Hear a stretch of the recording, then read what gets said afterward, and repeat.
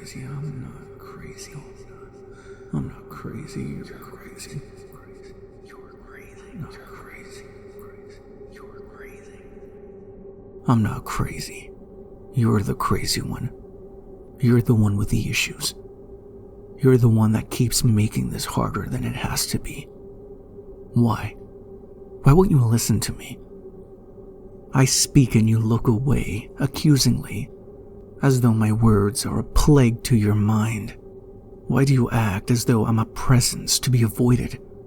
My God, please look at me. Oh my God, I'm begging you to look at me. It didn't have to be this way. All you had to do was believe me. You just had to hear me, understand my thoughts, and we could have lived happily. You could have been in your world and I could have stayed here in mine. Oh, but you couldn't have that. No. Everything just had to be pitch fucking perfect for you, doesn't it? Every detail right down to the very atoms that fill this page right now. It has to be flawless, doesn't it? I'm not crazy, you are the crazy one. You are the one that expects a god out of a man. You seek answers that do not exist outside of my mind. Yet you ignore me. You walk past me on the street in disgust. You glance down at me with sorrowful pity. Yet it doesn't matter. Nothing matters to you. There is nothing you seek to change. Every day I watched you, walking to work, stopping for breakfast, glued to your cell phone as though it were the only thing in the world that mattered. I matter. Did you not know that? Did you think that I just, would move on from your disrespect, your utter indifference? You watch the world unfold from behind your screen. You watch cities burn as children are massacred, and you just continue eating your bagel as though it were just reality television. You are crazy. I saw this coming. I saw this revelation as I struggled to survive, kicked aside by society like trash at your feet. And you know what? I'm glad you're oblivious. I'm thrilled to witness your utter stupidity, the bliss that you revel in. It won't happen to me, you think, as you scroll past post after post of despair. What really gets me, what really just grinds the fuck out of my gears is that I'm here, telling you this, yet you don't hear me. You purposefully tune me out, passing me off as some lunatic, beyond down on his luck. I'll show you what can happen to you. I'll show you what the crazy you think I am really looks like. Keep scrolling. Keep walking. Keep acting as though I'm the insane one. I'm not crazy. You're crazy.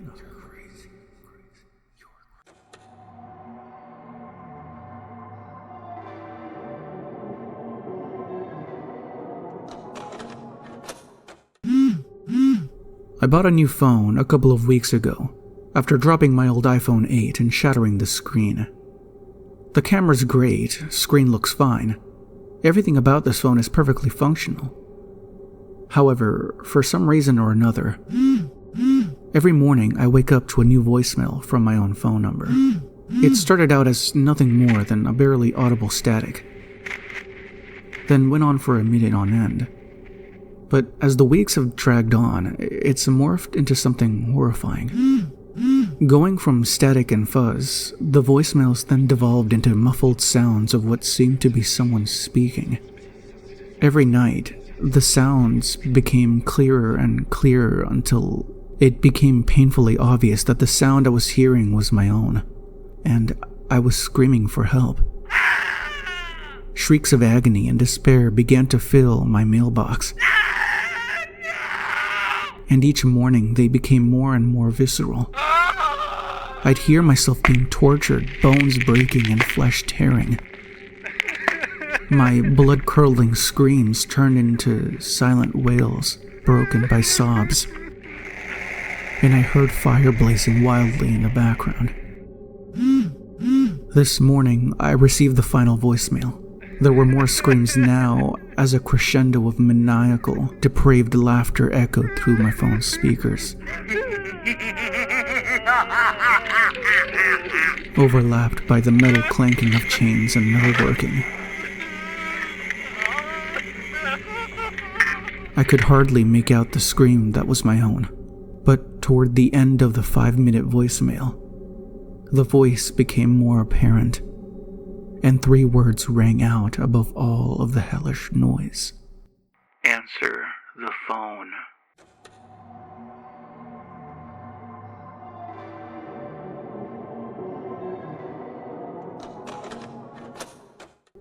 My wife and I had our first child 10 years ago. She's a beautiful little girl, so smart, so well-mannered. And with each passing day, we grow more and more proud of her. It was very evident from an early age that Lily was drawn to art, pun not intended. For her 3rd Christmas, we decided we'd get her one of those little whiteboards, as well as some dry erase markers. Remarkably, never once did she get any of those markers on her skin. Every color went directly to her board. The way that those colorful markers held my young daughter's attention was truly awe-inspiring, and duly noted by my wife and I. Our baby girl would sit for hours on end, scribbling and erasing, drilling down onto the whiteboard without so much as a whimper. To be honest, I think we saw more fusses out of her from when we had to peel her away from her thing, whether it be for bed or bath time. She'd throw these tantrums, kicking and screaming wildly, and they'd go on until she either fell asleep or went back to the board. Time passes, though, as we all know.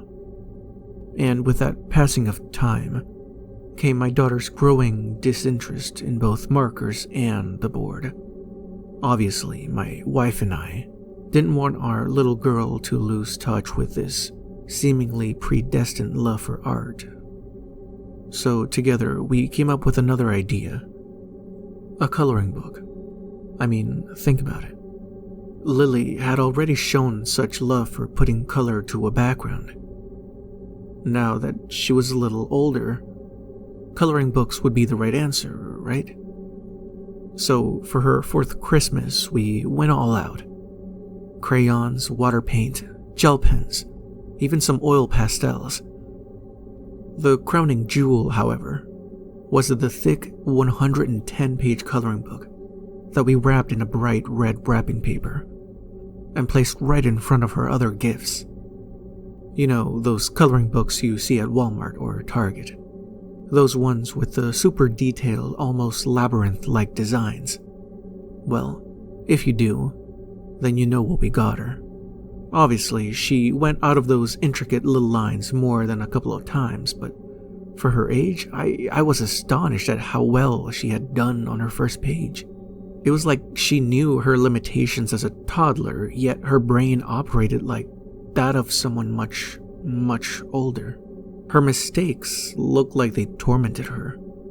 She'd get so flustered, sometimes slamming her crayon or pen down atop the book as her eyes filled with frustrated tears in these instances, letting her know just how talented she truly was and how proud we were. We could tell that our words fell on deaf ears, though, and our daughter seemed to just zone us out. Anytime we caught her in the midst of one of these episodes, all she cared about was being better. Nothing we said could change that.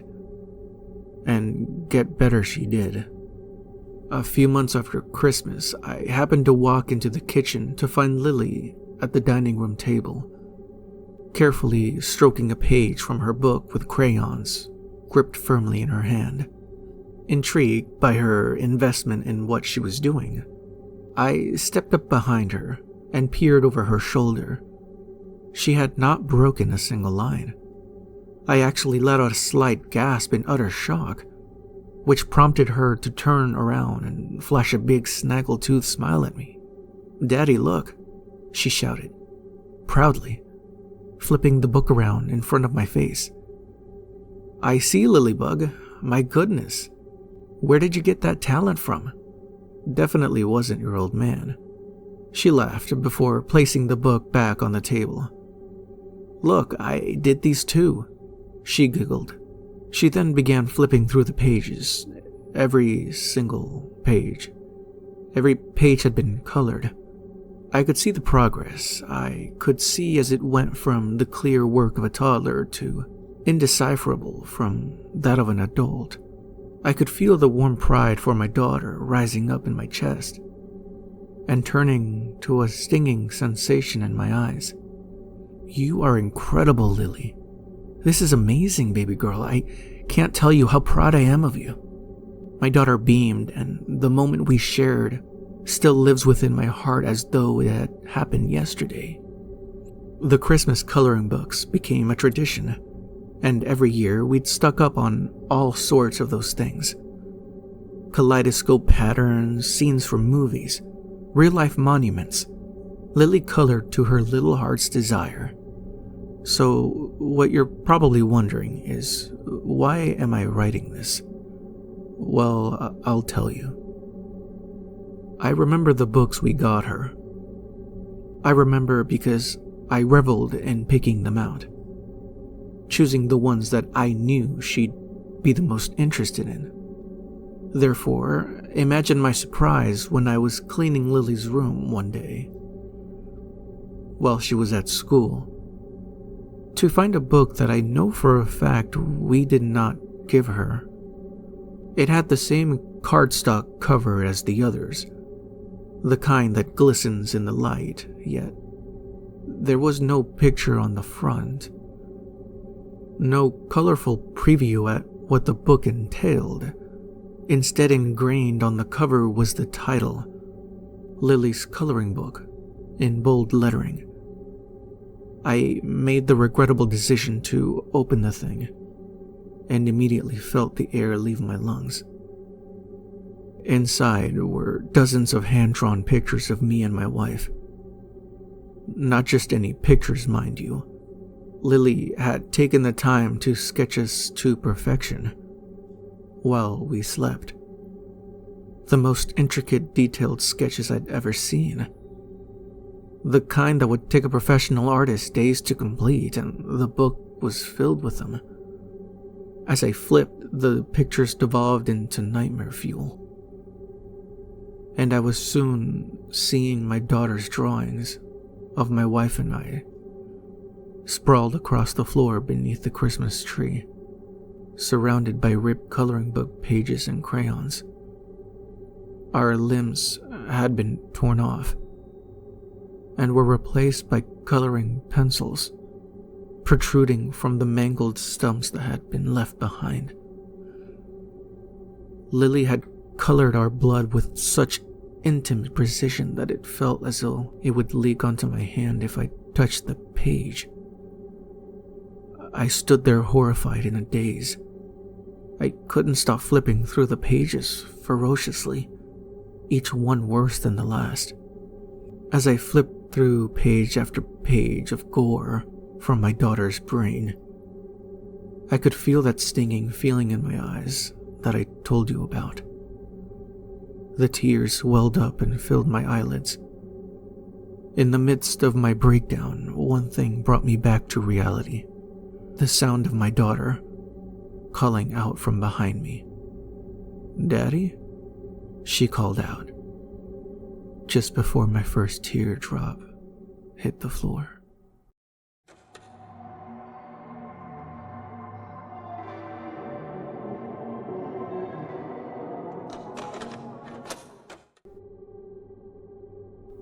Alright, fine. You caught me.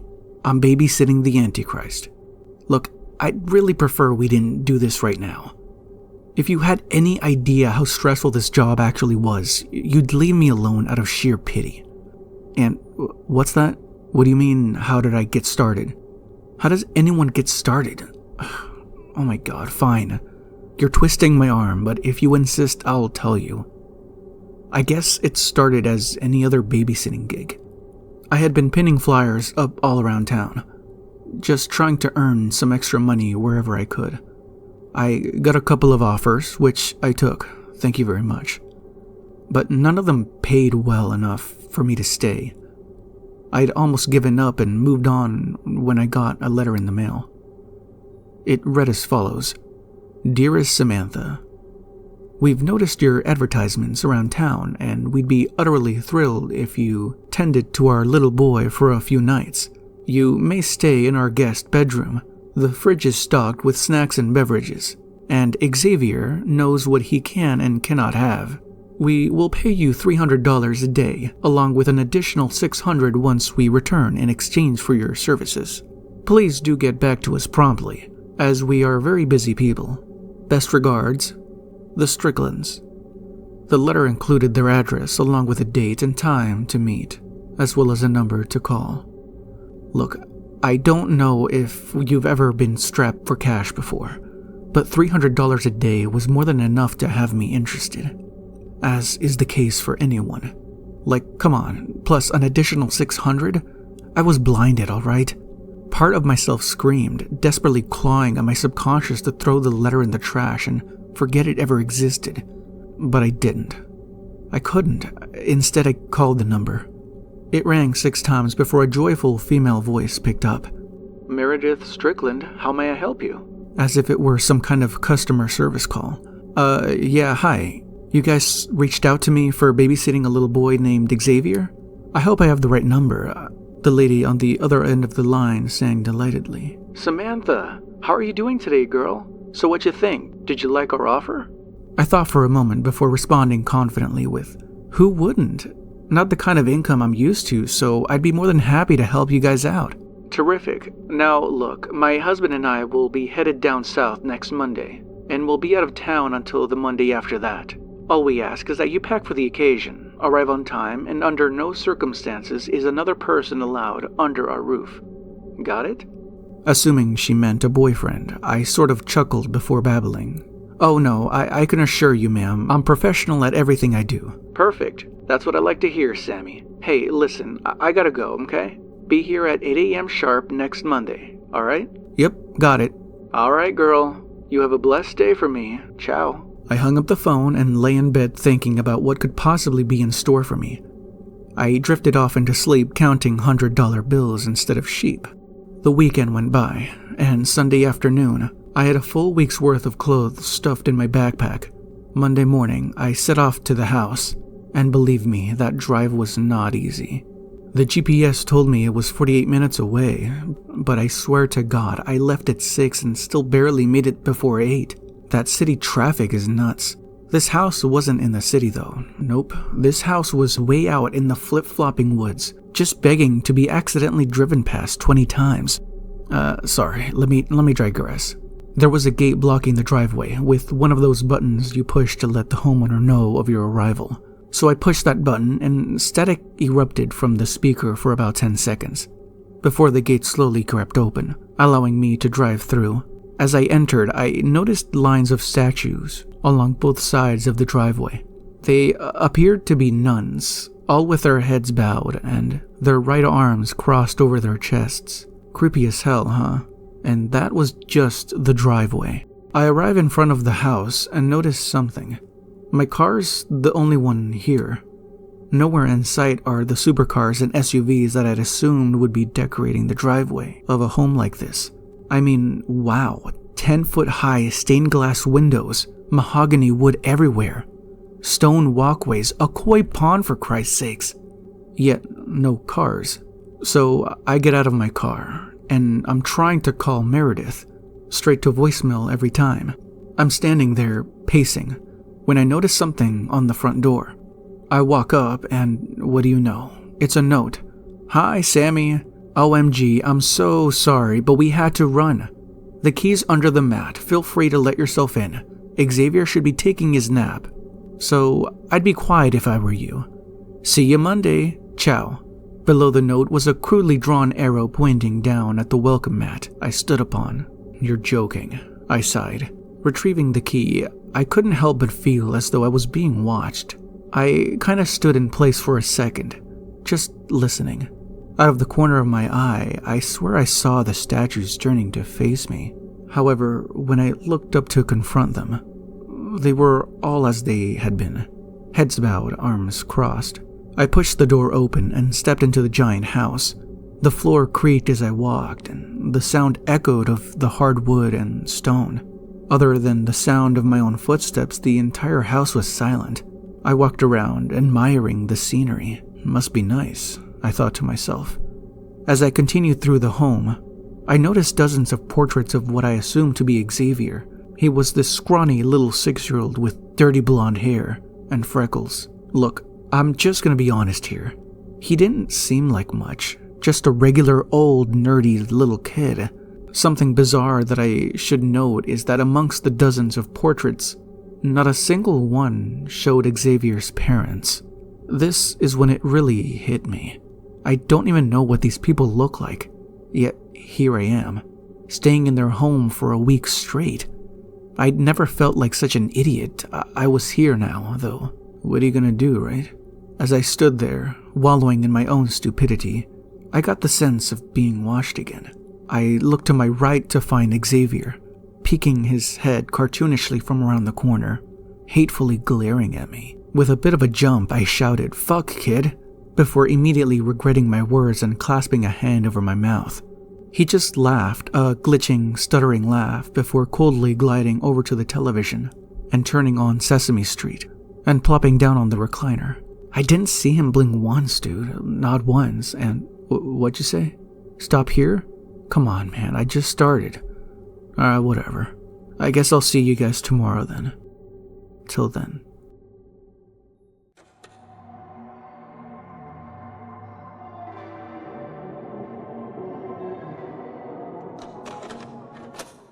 I live in a 5-story apartment complex, and my bathroom has an odd setup. One mirror faces another, creating an infinity effect. One of those mirrors is part of the medicine cabinet. When you look into one, the reflections seem to stretch endlessly, like they're pulling you into some otherworldly void. I've lived here for almost 2 years now, just me and my daughter, and those mirrors have always made me feel uneasy. There's this strange, almost unreal sensation when I look into them, like I'm slipping out of reality. Maybe it's a kind of depersonalization, but whatever it is, it's unsettling. When I stare too long, it stops feeling like I'm looking at my own reflection. Instead, it feels like someone else is staring back at me, someone who knows far too much about me. It gives me the creeps. This morning, something felt especially off. As I moved my head slightly, I noticed that one of the reflections, about the 9th one back, was delayed. It didn't move in sync with the others. For a split second, it just stood there, watching. Before catching up, I brushed it off. Sleep deprivation can play tricks on your mind, and having a newborn means I'm running out of fumes most of the time. That night, after putting my daughter back to bed for the 3rd time, I went to the bathroom again. It happened again. But this time, the delay was closer. Around the 5th reflection, it was more noticeable. My stomach dropped and a cold wave of fear washed over me. I realized I've always felt uneasy around mirrors, though I never gave it much thought before. I remembered a time years ago when I was tripping and stared into a mirror for what felt like hours. Ever since then, I haven't been the same. Mirrors don't feel like mere glass to me. They feel like doorways, and whatever's on the other side, I don't want to know.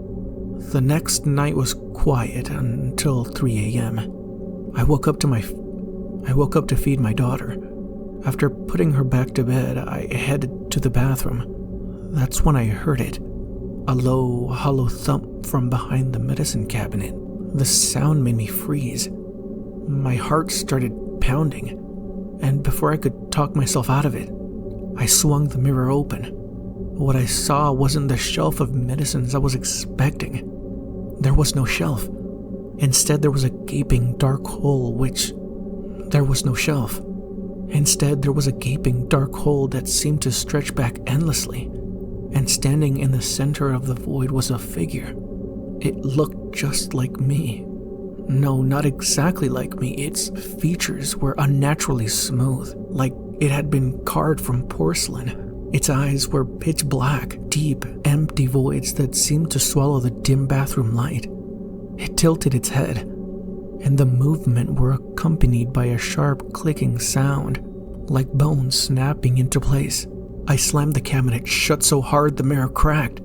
My hands were shaking as I ran down the hall to my daughter's room. But when I opened the door, the crib was empty. She was gone. Panic took over. My mind raced as I ran from room to room. Then I heard it. A sound that stopped me cold. Crying. It was coming from the living room. I bolted down the stairs and found her lying on the couch. But something was wrong. As I stepped closer, I realized it wasn't her. It looked like her, but something was off. Her movements were stiff, unnatural. The crying stopped abruptly as she turned to look at me. Her wide eyes glistened in the dim light. For a moment, we just stared at each other. Then she smiled, a slow, deliberate grin that sent chills down my spine. I backed away, trembling, and before I could think of what to do, I blacked out.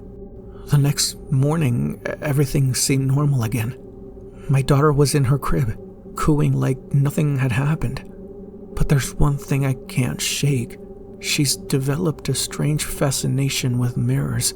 She stares at them for hours, giggling and reaching out, like she's playing with someone or something only she can see.